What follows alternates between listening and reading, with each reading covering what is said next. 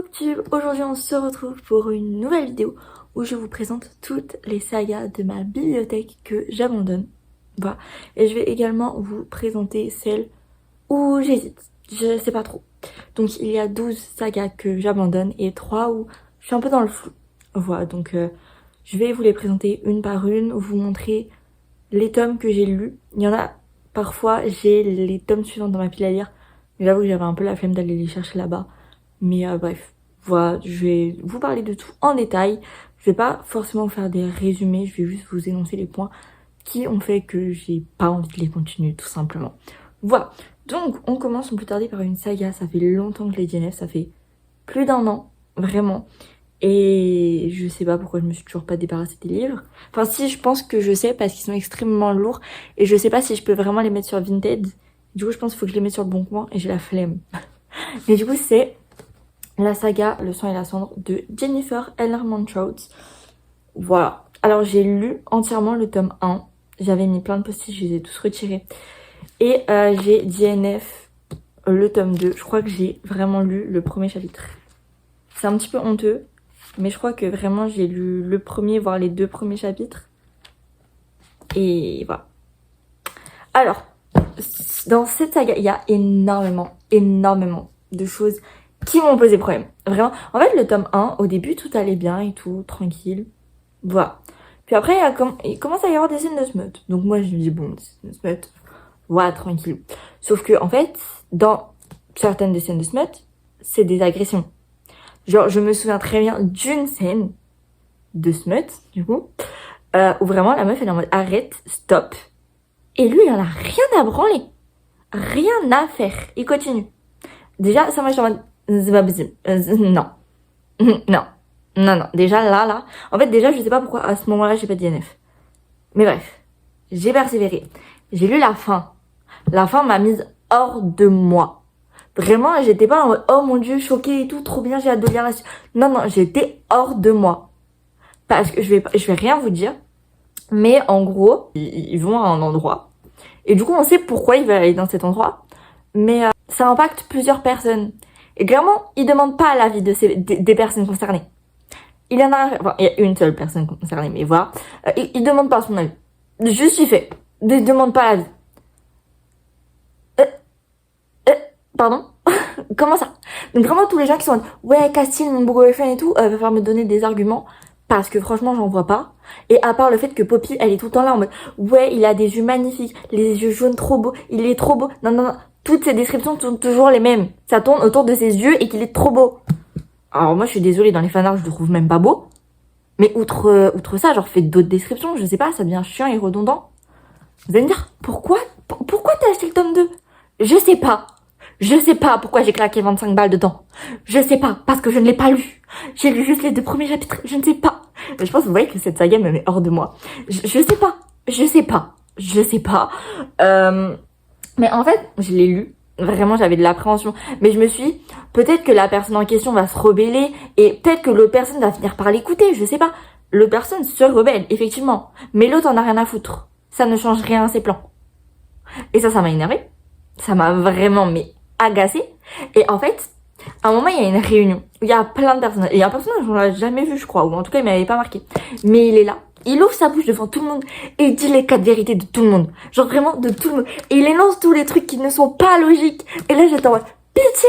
Enfin un personnage intelligent qui sert à quelque chose, qui a un avis constructif et qui réfléchit par lui-même. Et vraiment, j'étais en mode, purée, enfin! Et je me suis dit, ok. S'il s'est fait tuer, j'abandonne. La page d'après, il s'est fait tuer. J'ai grosse rageuse que je suis, j'ai abandonné. Voilà. Parce qu'il disait la vérité. Genre, tout ce qu'il dit, c'est 100% sensé, c'est 100% vrai, c'est exactement ce que je pensais. Et vraiment, je dois purée, enfin, un personnage bien, il se fait tuer. Voilà. Et vu que la saga, elle est extrêmement longue, j'ai fait, c'est mort. En plus, j'ai lu la fin, le plot twist. On n'en peut plus des plot twists comme ça. Non. Bref. Non. Voilà. Donc voilà, je vais clairement m'en débarrasser, mais je sais toujours pas ce que j'en fais. Si je les mets sur Vinted, mais ils sont vraiment excessivement lourds. Si je les mets sur le bon coin, je sais pas. Je sais pas, faut que je vois. Mais bref, voilà. C'était déjà très long pour la première saga. Mais voilà. Ensuite, ça c'est un livre que j'ai lu cette année. C'est Un thé avant la tempête de Afza Faisal. Le livre est magnifique et ça me brise le cœur de pas continuer. Et bah, clairement, de toute façon, tous les livres que je vais vous présenter, ça va être des livres qui sont dans un futur unhaul.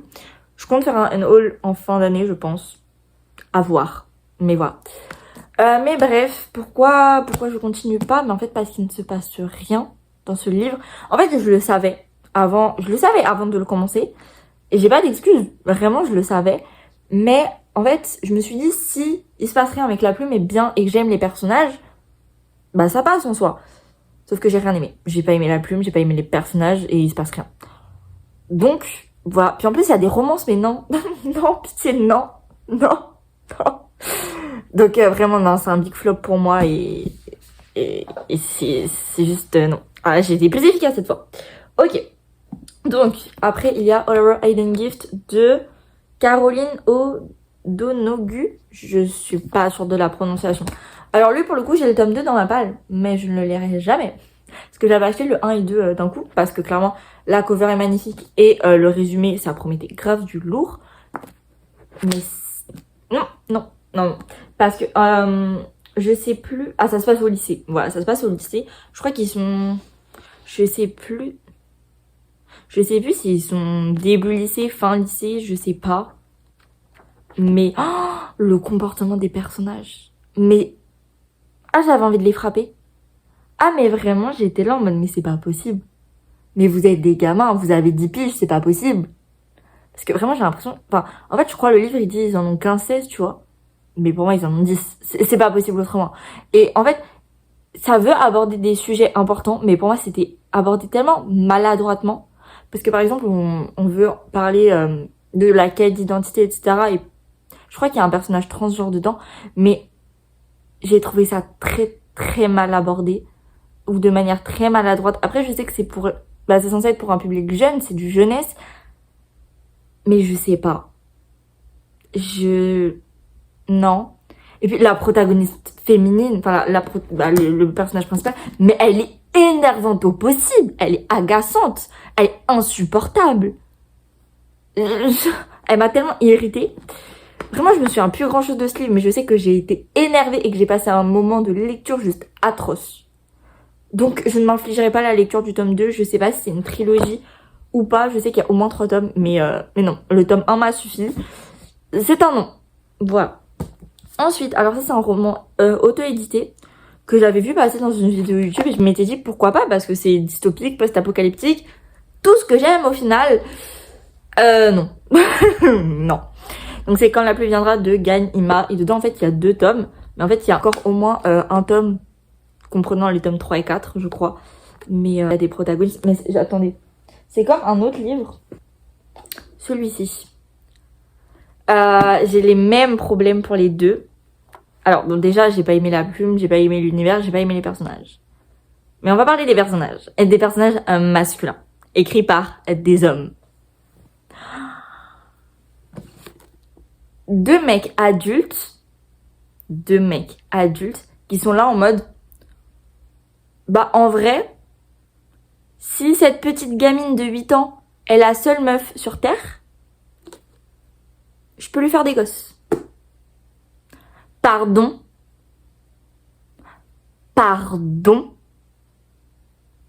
Genre vraiment les deux étaient attirés par la gamine. Est-ce que, franchement, j'ai besoin d'en dire plus? Ça me répugne, mais d'une force. Surtout que ça n'a rien à faire. Genre, ok, c'est la fin du monde, t'es un vieux... Enfin, vieux, non. Mais genre qui a 35 ans, t'as une gamine de 8 ans devant toi. Et toi, tu te dis, ok, c'est la fin du monde. Ça se trouve, c'est la dernière meuf sur Terre. S'il faut repeupler l'humanité, c'est pas grave, vas-y. Pardon.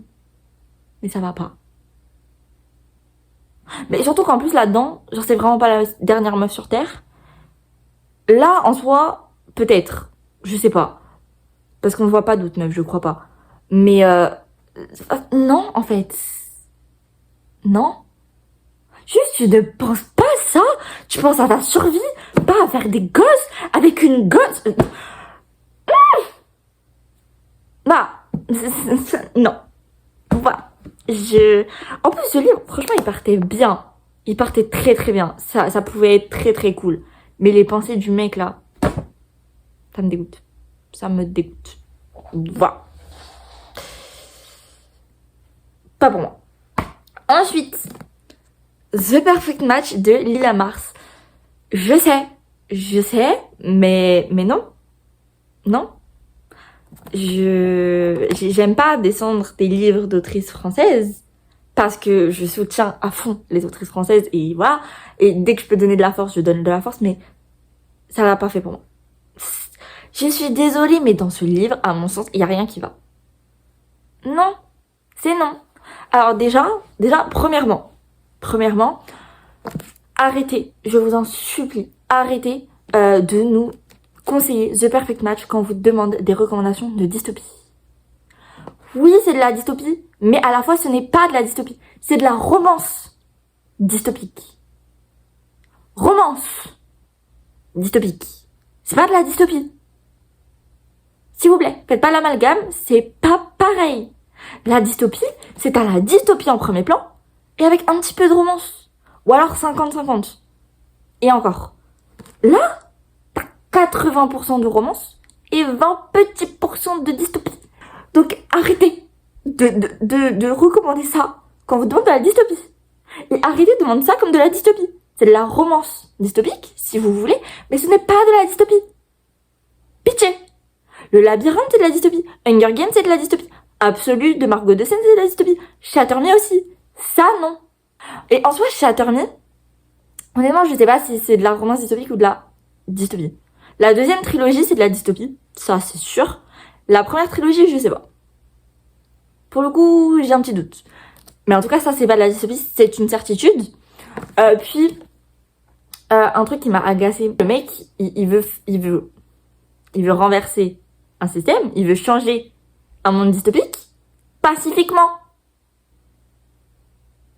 Non, mais on fait des attaques, mais on veut blesser personne. Mais ma vie, si tu blesses personne, les médias, ils vont facilement pouvoir effacer toute trace de ce que t'as fait, et ça n'aura servi à rien, parce que personne n'en aura entendu parler. Tu peux pas renverser un régime totalitaire pacifiquement. Ce n'est pas possible. C'est pas possible. Non, c'est pas possible. Donc déjà, ça m'avait énervé. Mais la romance, parlons-en. Faut arrêter, s'il vous plaît, faut arrêter de vouloir mettre du enemies to lovers partout, n'importe comment.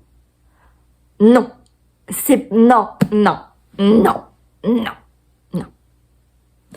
Non. Ok? Parce que, ok, le enemies to lovers dans les dystopies, ça peut marcher. Or, la meuf, de base, elle est en crush sur le frère. Enfin, elle est en crush sur un mec, ok? Sauf que ils font les tests, nanana, ils peuvent pas être ensemble parce que la politique actuelle, ils veulent faire des tests entre les couples et si tu dépasses pas un tel pourcentage, tu ne peux pas être ensemble. Voilà. Et du coup, ils te choisissent un mec. Bref. Et donc, elle fait ses tests avec son mec. Évidemment, le pourcentage, il est trop bas. Et donc, du coup, ils vont lui mettre le frère du mec sur qui elle crush. Bon. Ok, tu vois. Et là, donc, bah, en plus, ils ont le taux de pourcentage le plus élevé, donc ils sont médiatisés, blablabla, je sais pas quoi. Et elle le déteste, elle le haït. Mais pourquoi? Tu crois qu'il a choisi cette situation? Tu crois qu'il a envie d'être avec toi? Tu crois qu'il a que ça à faire? Non! Mais est-ce qu'il te haït pour autant? Ben non, parce que tu lui as rien fait. Comme il ne t'a rien fait. Donc là, le enemies to lovers, j'ai rien compris. Genre la meuf, elle le déteste, mais il y a aucune raison. Genre tu crois que c'est sa faute si t'es pas compatible avec son frère? Ça m'a énervé. Voilà. Et en plus, les gens, ils ont dit, si vous avez pas aimé le 1, vous avez pas aimé le 2. Ok, je vous fais confiance, je ne lis pas le 2. Alors, Rule, là pour le coup, c'est une toute autre histoire. C'est de Hélène Goodlett. Et vraiment, pour le coup, c'est pas du tout les mêmes raisons pour lesquelles je ne termine pas cette saga. C'est juste que je l'ai lu il y a plusieurs années. Honnêtement, je sais même plus quand est-ce que je l'ai lu. Et en fait, je ne me souviens de rien. Vraiment, je ne me souviens de rien. Je sais qu'il y avait... Le roi va convoquer 3 femmes et en fait il va leur annoncer qu'elles sont ses filles. Voilà, filles illégitimes certes, mais c'est ses filles quand même. Et en fait elles vont se battre toutes les 3 pour obtenir la couronne. Sauf qu'en fait chacune de ces 3 filles ont un secret. Voilà, et en fait je me souviens plus de leur secret et j'ai pas forcément envie de relire ce tome 1 pour pouvoir lire le tome 2. Donc je vais juste simplement dire au revoir à cette saga et voilà, et accepter le fait que je ne saurai jamais la fin, mais j'ai pas besoin de savoir la fin vu que je ne me souviens plus ce qui se passe dans ce tome 1. Mais franchement j'avais beaucoup kiffé et je sais plus si j'avais mis 3 ou 4 étoiles, mais franchement j'avais passé un bon moment. Après ma notation entre l'année passée et cette année déjà a changé, donc je sais plus quand est-ce que je l'ai lu, mais voilà, ma notation que j'ai mis au moment où je l'ai lu ne serait pas forcément la même que si je l'avais lu cette année. Je sais pas si c'est vraiment clair, mais bon, je me souviens quand même avoir passé un bon moment, donc voilà. Ensuite, alors ça c'est une saga. Je sais, les Campus Driver de C.S. Quill. J'ai uniquement lu les 2 premiers tomes et ça m'a clairement suffi. C'est pas pour moi. Alors pourtant, j'adore les romances universitaires. Mais eux, non. Non, l'humour n'est pas pour moi. J'ai quand même rigolé, mais pas autant que tout le monde le dit. J'ai dû rigoler 2-3 fois, grand maximum. Ça m'a plus gêné qu'autre chose. Je suis pas fan de la plume ni des personnages, mais c'est surtout que j'aime pas comment les romances sont faites. Et j'aime pas les crises des 80% qui viennent tout gâcher en fait. C'est juste, non. Et le livre se finit quand ils sont en couple. Moi, je veux les voir en couple. Moi, je veux les voir surmonter des épreuves en couple. Je veux pas que le livre s'arrête pile quand ils sont en couple. Genre, non. Donc voilà, et j'ai demandé à ma cousine qui a lu les 3 premiers tomes de me spoil le tome 3 parce que le tome 3 est quand même sur mon personnage préféré. Et voilà, et je savais que ça allait parler de voiture, donc c'est pour ça que je voulais quand même savoir ce qui se passait. Et elle m'a raconté, et enfin franchement, j'ai bien fait de pas le lire, quoi. Surtout que je sais que le préféré de beaucoup, c'est le tome 2. Et c'était sympa, c'était mieux que le 1. Mais de là à adorer la saga et à lire les 5 tomes, non. Voilà. Donc c'est juste pas pour moi. Voilà. Ensuite, Le Prieuré de l'Oranger, j'ai lu la partie 1, c'est de Samantha Shannon. Et je suis mitigée parce que je savais qu'il y avait une romance saphique, donc une romance entre 2 femmes. C'était pas entre les personnages que je pensais. Déjà, je suis déçue. Mais outre ça, c'est que cette partie 1 est excessivement longue et il ne se passe pas grand chose. Juste les personnages bougent d'emplacement. Mais à part ça, il se passe pas énormément de choses, j'ai l'impression. Et en fait, je pense qu'il se passe plus de choses dans la deuxième partie. Mais en fait, j'en ai rien à faire des personnages, encore une fois. L'univers, je le trouvais assez stylé quand même. Il est très riche, très développé. Mais les personnages... concrètement, je m'en fiche. La plume était assez stylée aussi. Elle était très poétique, il me semble, très lyrique. Mais de là à continuer, non. D'autant plus que c'est ce que tout le monde dit, c'est qu'il faut vraiment enchaîner les 2 parties, sinon t'oublies tout. Et effectivement, je sais qu'il se passait quand même... Enfin, il se passait quand même des choses notables à la fin. Surtout que, voilà, à la fin, tous les personnages étaient dans des endroits différents et allaient potentiellement se rencontrer. Et franchement, je me souviens de rien. Et ouais, non. Je continuerai pas. Voilà. C'était sympa, mais pas de là à continuer. Ensuite, Unpopular Opinion, j'ai détesté La Passe Miroir. C'était... non. Juste non. Je comprends pas. Vraiment, je comprends pas l'hype. C'est quoi ça? Le mec est horrible. En fait, genre, les mecs grumpy, je les aime bien. Mais juste quand ils sont grumpy, pas quand ils sont mal élevés et qu'ils se comportent hyper mal et qui... genre, non. Frère, un minimum de politesse. Bonjour, merci, au revoir, je sais pas. Non. Ça m'a énervé. Le seul truc que j'ai bien aimé, c'était l'endroit où... je sais même pas l'expliquer, mais je crois qu'il y a des pièces qui bougent, etc. Je m'en souviens plus très bien, c'est une sorte d'hôtel. J'ai pas tout compris. Mais ça, c'était stylé. Mais c'est tout. J'ai rien aimé de ce livre. En plus, on en parle du truc de famille, là. Parce que, ça aussi, ça m'a, non. On est d'accord qu'il y a de l'inceste là-dedans.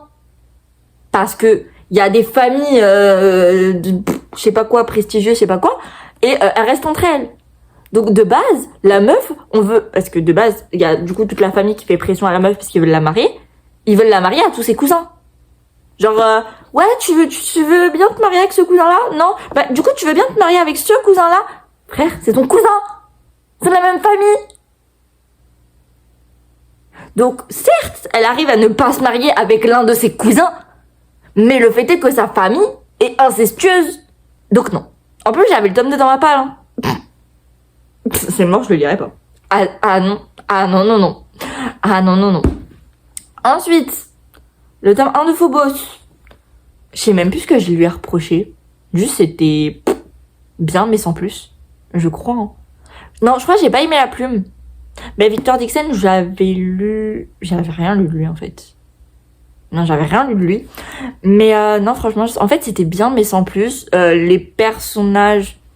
Ouais, bof, tu vois, ils m'ont pas spécialement marqué. Mais sinon, le principe était assez cool. Mais ouais, non, les personnages m'ont pas marqué. La plume était pas sensationnelle. Donc voilà, c'est juste bien, mais sans plus. Et je crois que la saga fait 4-5 tomes. Non. Pour un livre où juste c'était bien, mais sans plus, je vais pas prendre la peine de lire la suite. Non. Voilà. On arrive petit à petit à la fin. Mais là, c'est la dernière saga que j'abandonne. Et après, on va passer à celle où je ne sais pas. Donc, dernière saga que j'abandonne, c'est Éclat d'étoiles de Neil Shusterman. Alors, j'ai une amie qui, comme moi, est fan.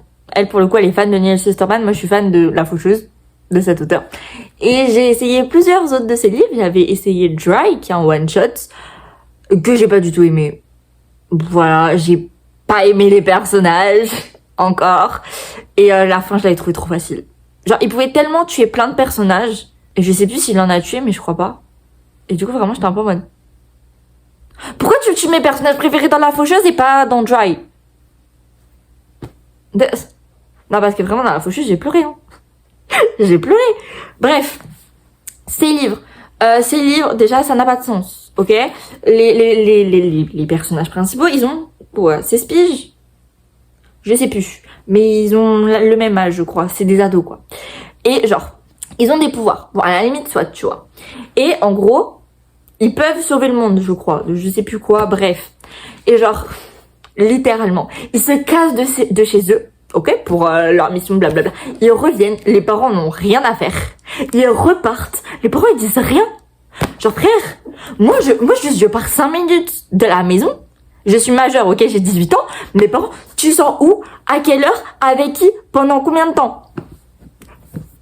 Ils partent des mois, on sait même pas où. Ils sont pas majeurs, ils ont 16 ans. Les parents n'en ont rien à faire. Ça se voit que c'est bien les livres. Mais moi j'aime bien quand les livres, même fantasy, soient un minimum logiques.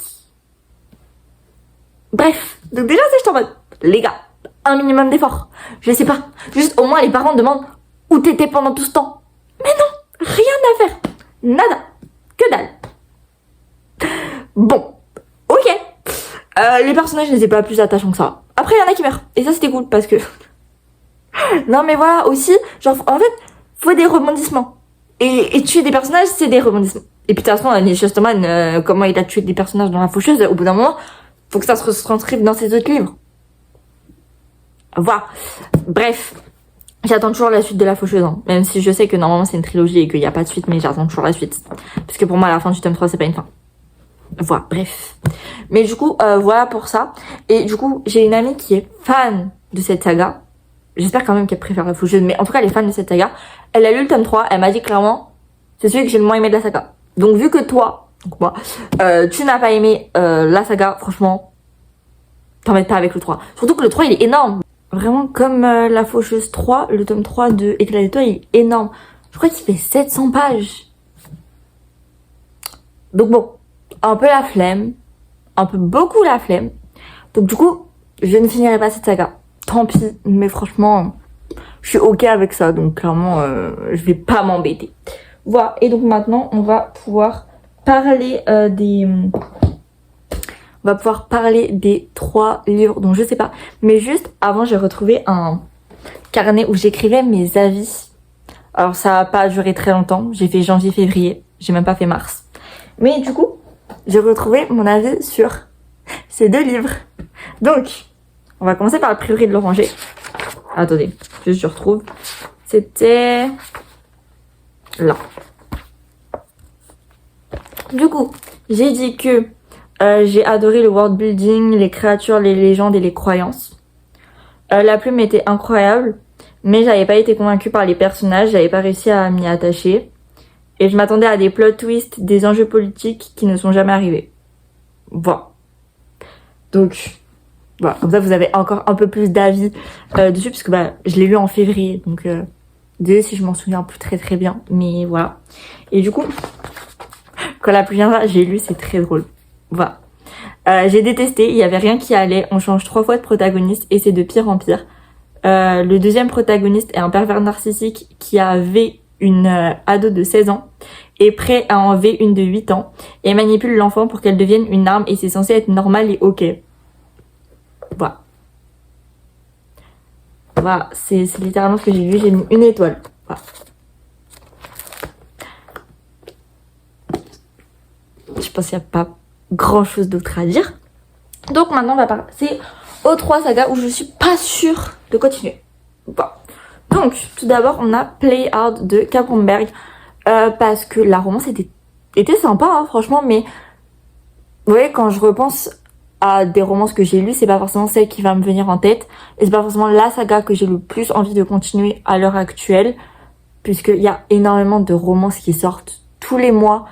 Donc voilà, le protagoniste fait du hockey, donc voilà, mais il y a plein de romances où le protagoniste masculin fait du hockey, donc je sais pas si vraiment je veux continuer cette saga ou pas. D'autant plus que c'était très cool, mais vraiment c'est trop long.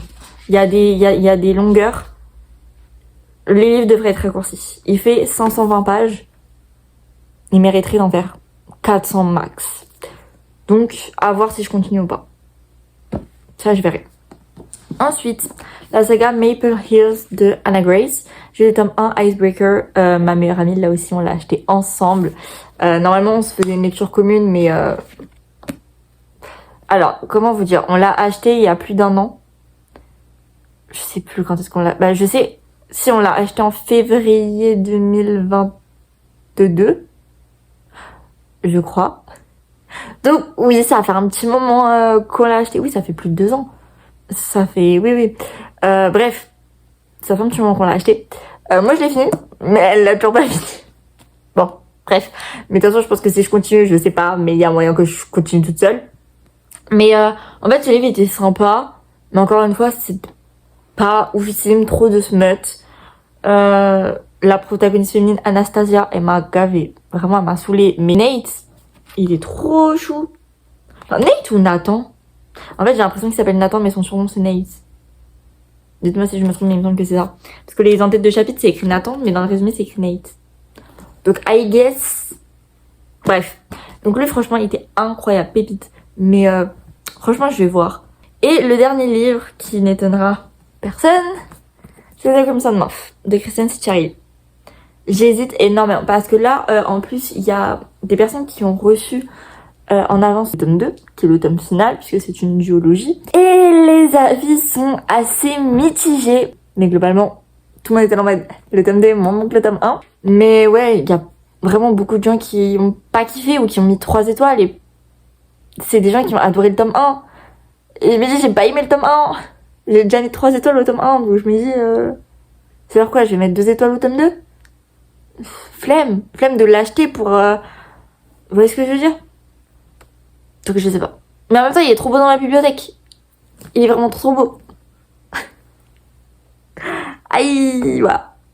Donc pour l'instant, je vais le garder et voilà, je verrai quand tout le monde aura lu le tome 2 si je l'achète ou pas. Je verrai. Il y a moyen que non.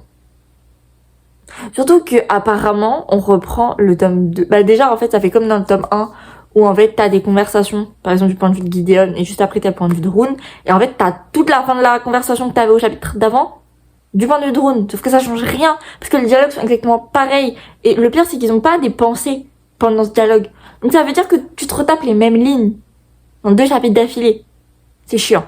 Donc vraiment elle fait ça aussi dans le tome 2, voilà, et en plus apparemment dans le tome 2 tu commences direct dans une toute nouvelle situation.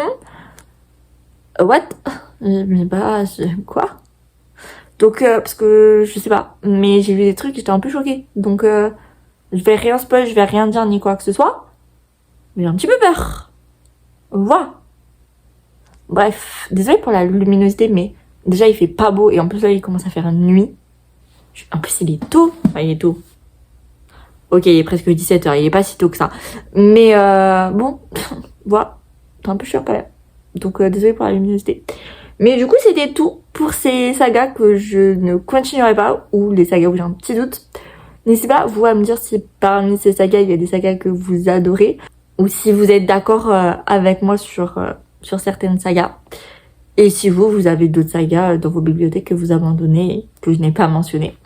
Voilà, sur ce, moi je vous fais des bisous et je vous dis à samedi prochain, 18h. Bye!